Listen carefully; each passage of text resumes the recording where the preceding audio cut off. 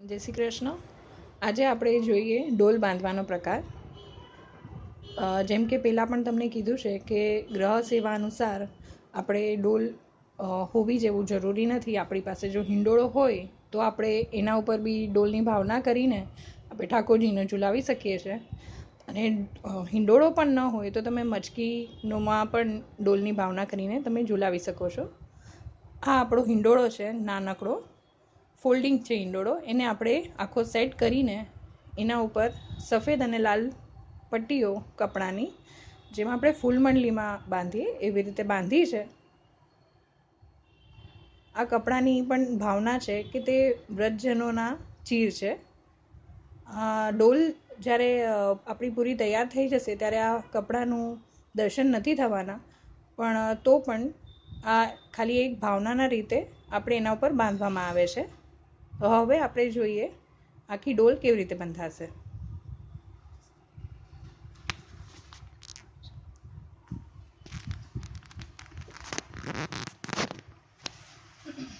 સૌ પ્રથમ આમાં કેળના પાન બંધાય, જે પાછળની બાજુએ બંધાશે બંને સાઈડથી. આવી રીતે દોરાની મદદથી આપણે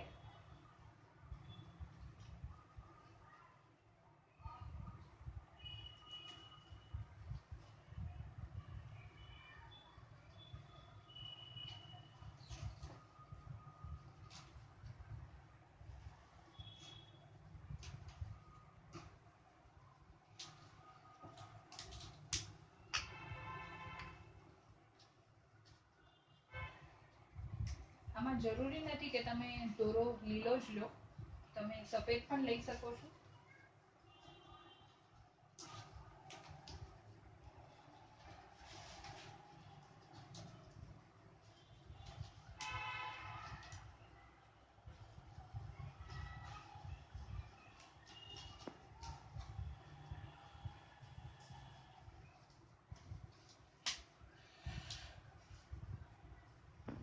એ જ રીતે બીજી બાજુ પણ કેળના પાન બાંધશું.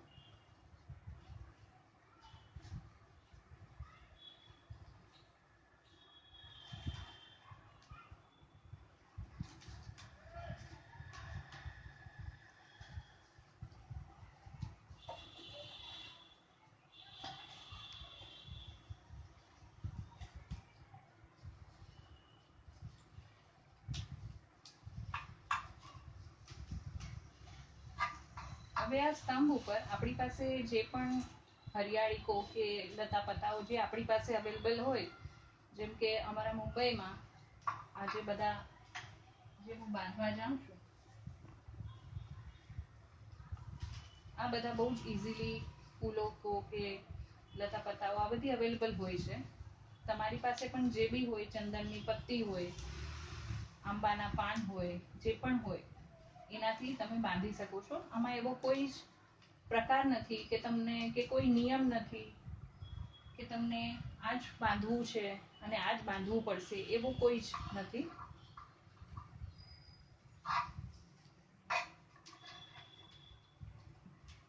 દોરાની મદદ વડે ફક્ત આપણે આ આખું બાંધી લેવાનું છે.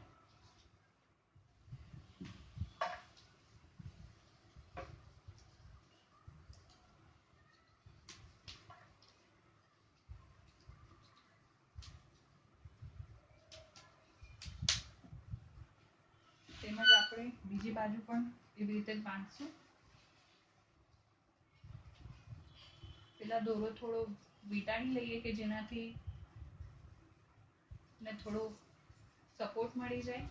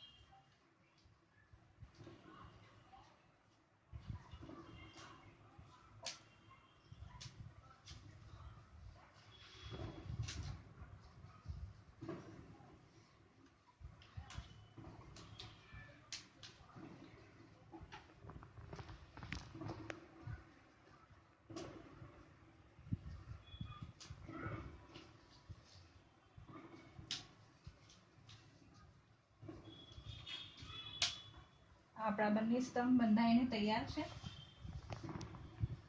હવે આપણે ડોલના ઉપરનો આર્ક બાંધશું.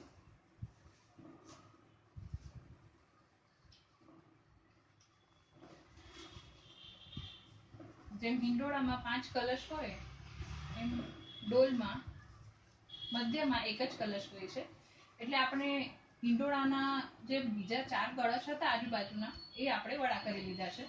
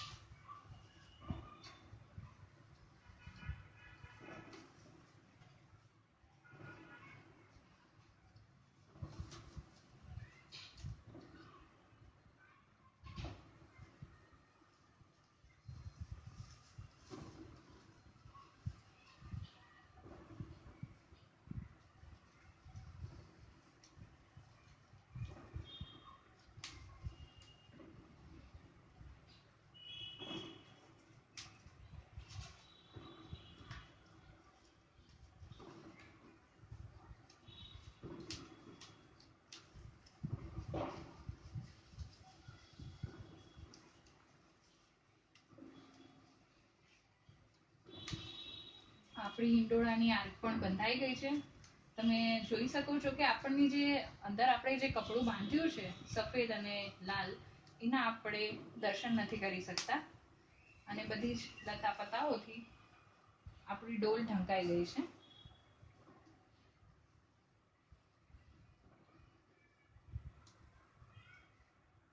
હવે આપણે આ નાની જે દાંડીઓ છે એને પણ થોડી ઢાંકી દઈશું.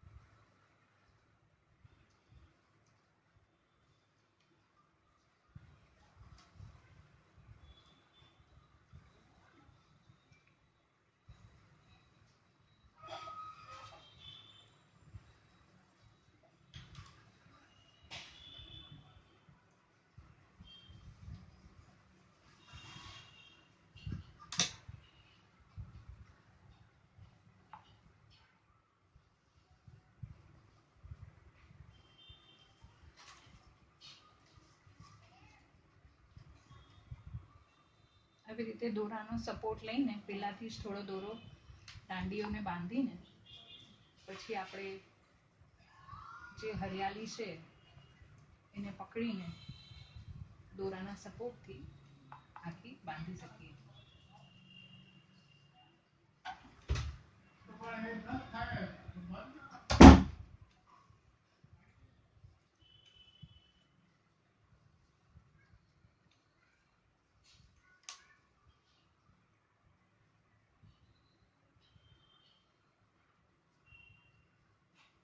તેમજ આપણે પાછળની પણ બંને દાંડીઓ બાંધી લઈશું.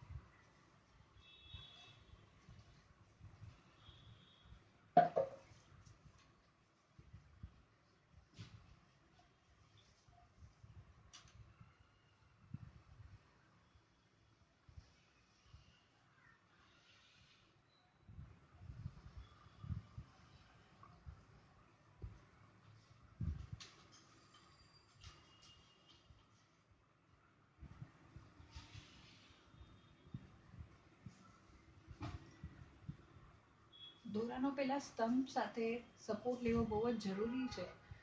નહીં તો આપણે જે પણ વસ્તુ બાંધીએ, ક્યારેક આપણે ફળો બાંધતા હોઈએ કે ફૂલ બાંધીએ તો એ બંધાશે નહીં. એટલે પેલા દોરો વ્યવસ્થિત સપોર્ટથી બાંધી લેવો.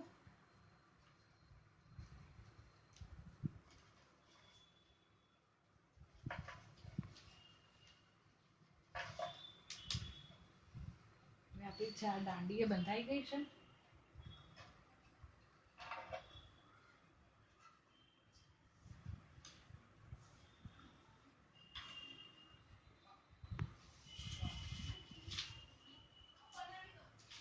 આપણે વચ્ચેનું કળશ, આમાં આમના પત્તા લીધેલા છે, એ બાંધશું આપણે અહીંયા.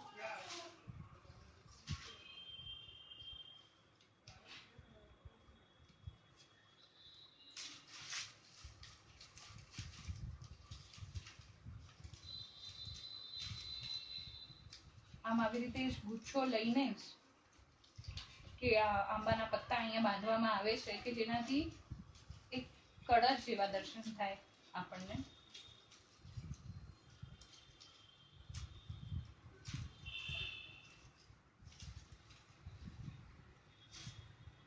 તેની જ સાથે થોડું નાનું એવું,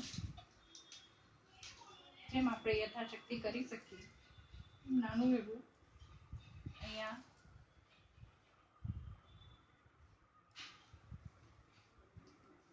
અંદરથી સપોર્ટ લઈને ઝુમર લટકાવશું.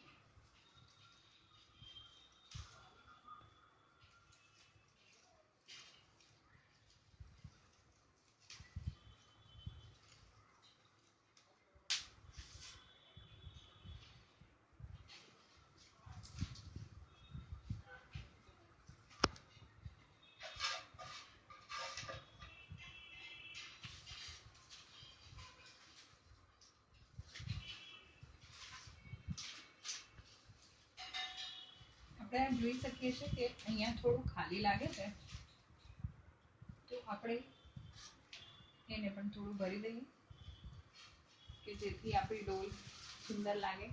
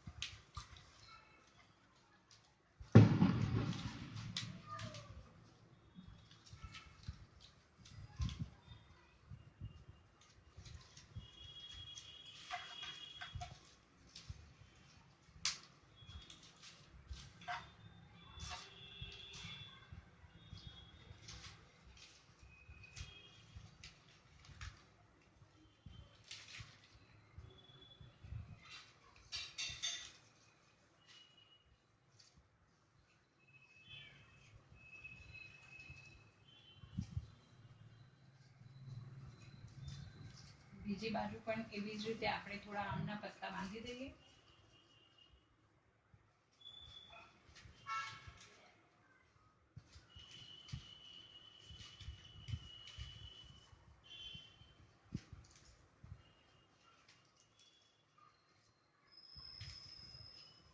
આમાં એવો કોઈ જ પ્રકાર નથી કે તમે દોરો કેવી રીતે બાંધી શકો. જેવો તમને અવકાશ છે, જેવી રીતે બી તમે દોરો કાઢી શકો, જ્યાંથી કે તમે જેનાથી તમારા લતા પતાઓ જે બાંધી છે વ્યવસ્થિત રહે, એવી રીતે તમે બાંધી શકો છો.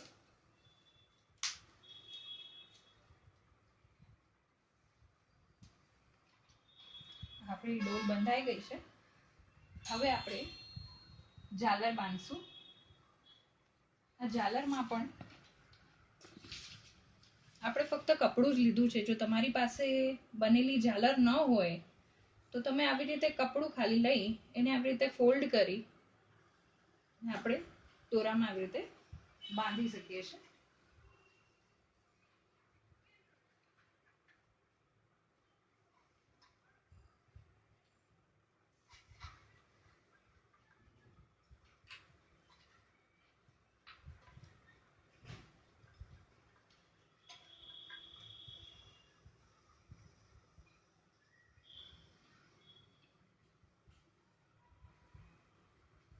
માટે આપણે પહેલા દોરો બાંધી લઈશું, કેમ કે આપણી જે ઝાલર છે એ આપણે સીવી નથી, એ ફક્ત કપડું જ છે, ખાલી આપણે એને ઝાલરની જેમ બાંધવાનું છે.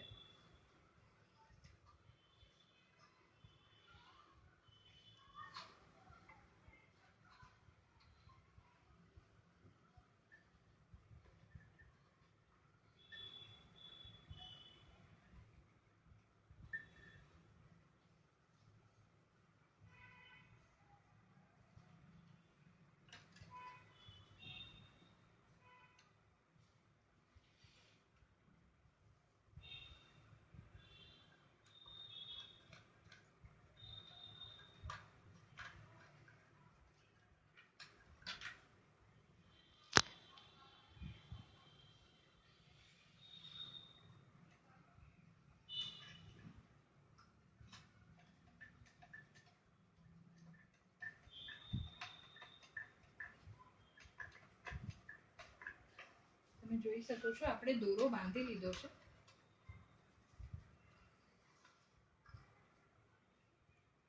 અને જરૂરત મુજબ તમે થોડો ઢીલો કે ટાઈટ એવી રીતે બાંધી લો પહેલા જ. પછી તેમાં આપણે પાછળથી પણ વસ્ત્ર લટકાવી શકીએ છીએ ઝાલરની જેમ.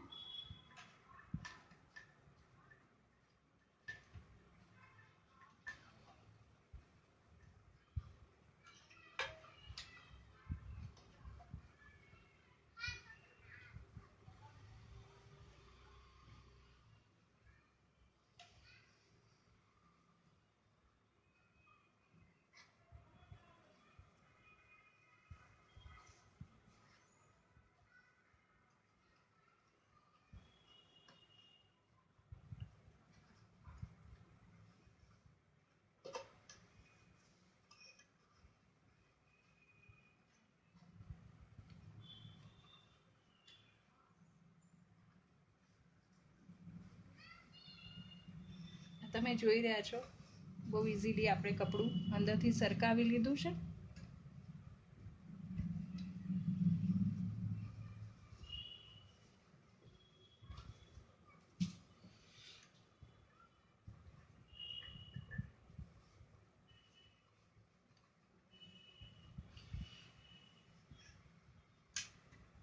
જેમ કે આપણને ખ્યાલ છે કે ઝાલર બે પડની હોય, નીચેનું કપડું લાંબુ રાખતા ઉપરનું થોડું નાનું રાખવું, જેનાથી આપણે આમાં ઝાલરની ભાવના કરી શકીએ છીએ. અને આને બનાવતા પણ વધારે સમય લાગતો નથી.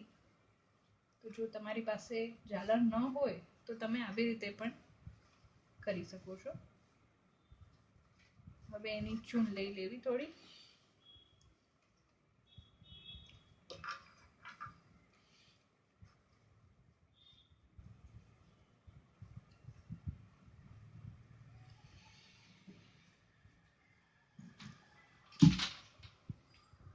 આ રીતે આપણી આ ડોલ તૈયાર છે.